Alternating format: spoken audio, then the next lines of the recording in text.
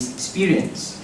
My other problem with the lack of discussion on what the Fajar magazine is all about. Its commentaries, ideas, contributors, and subscribers. Who are these people? What were they saying? We are brought again and again to stories about the aggression in Asia article, which led to the Fajar trial. But the Fajar magazine was more than that. And the onus now is upon the writers of this book and future historians to fill this glaring gap and miss opportunity. Now I would like to end by saying that the fact that this book is not banned indicates to us that the possibilities of offering alternative histories of Singapore are endless. We can practically say anything nowadays. I believe that the emerging group of historians that we have in our midst today are more than able to fulfill this task. What is needed in my mind is not only the will to plow through miles of microfilms and old manuscripts, but the courage to raise embarrassing questions, to confront orthodoxy and dogma, then to produce them, and to represent all those people and issues that are routinely forgotten and swept under the rug. Thank you.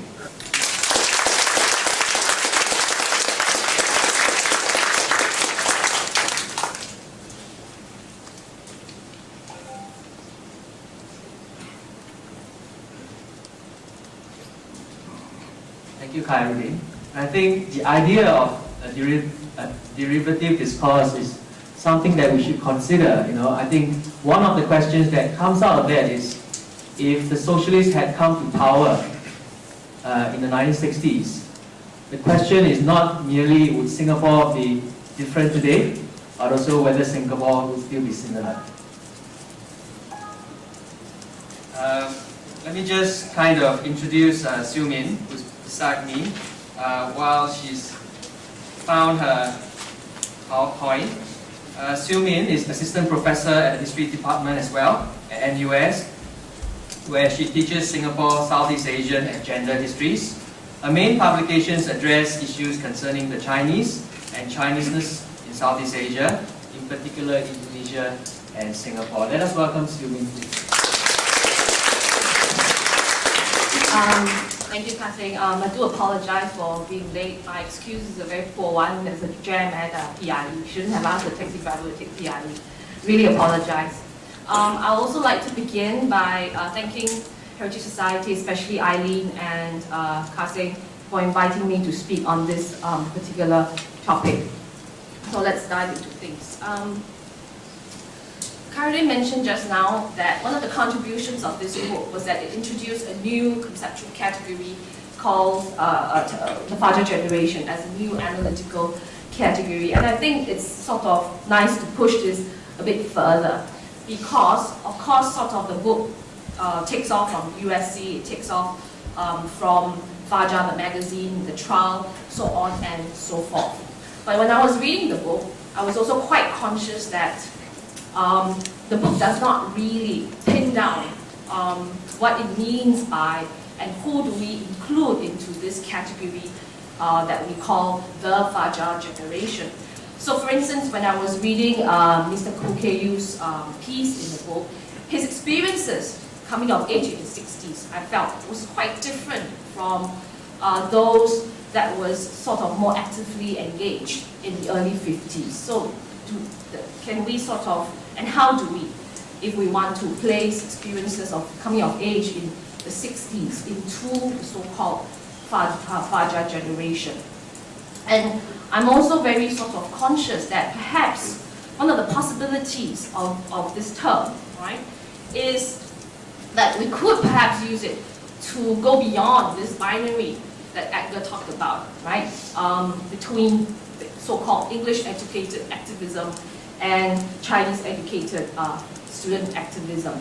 And I sort of think that this is possible because it bears reminding that the book was actually published and launched in two languages, English and Chinese, right?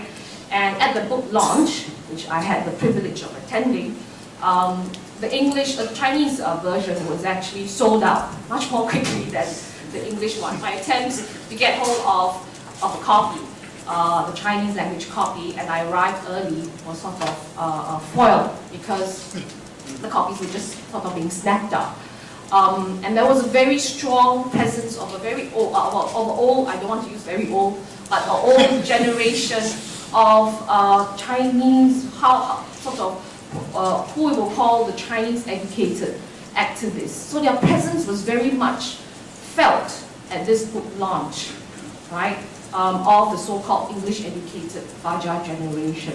So that really sort of set me thinking about the possibility of seeing the book and the Fajar Generation as a way of pushing beyond the so-called English educated and Chinese educated binary.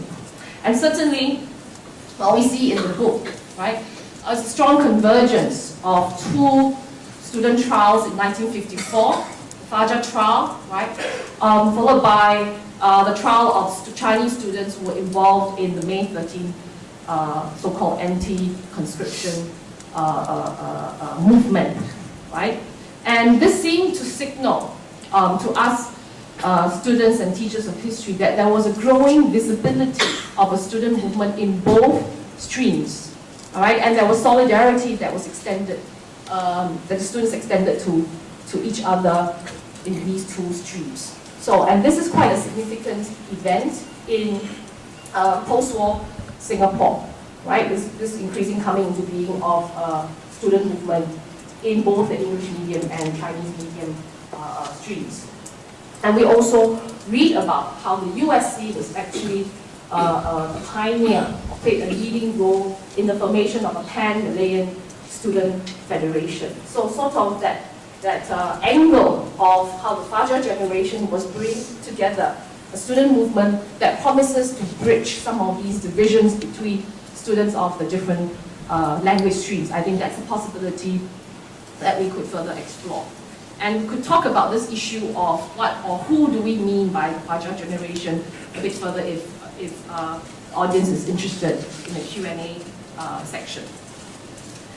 And beyond what I've just talked about, there is also in the book a very self-conscious positioning of USC history and the Fajar generation with a left-wing movement. And two of the pieces that actually attempted to paint a general history of not only the USC and the so-called Fajar generation, but a general history of a left-wing movement. And this positioning is a very self-conscious one. It is definitely sort of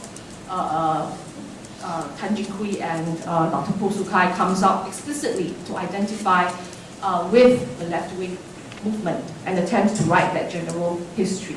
Which leads me then to ask whether the Fajar generation would include people of that same generation from the USC who might not necessarily agree with the political persuasion or identify with this general history of the left-wing group.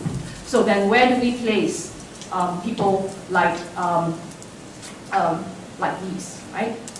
Okay. Now my key point on reading sort of the Fajar generation and which would guide my presentation today is that when I read when I was reading the Fajar generation, it brings into view a particular historical episode that doesn't seem to get highlighted very much in Singapore historiography. And I'm talking about the Malayan emergency in Singapore. Right, of course, beyond talking about narratives that purport to defend or justify Malayan emergency, I'm thinking about the Singapore story, of course, the fairy tale that Caroline just set up for us, big mass communists running around, lots of baddies, so on and so forth.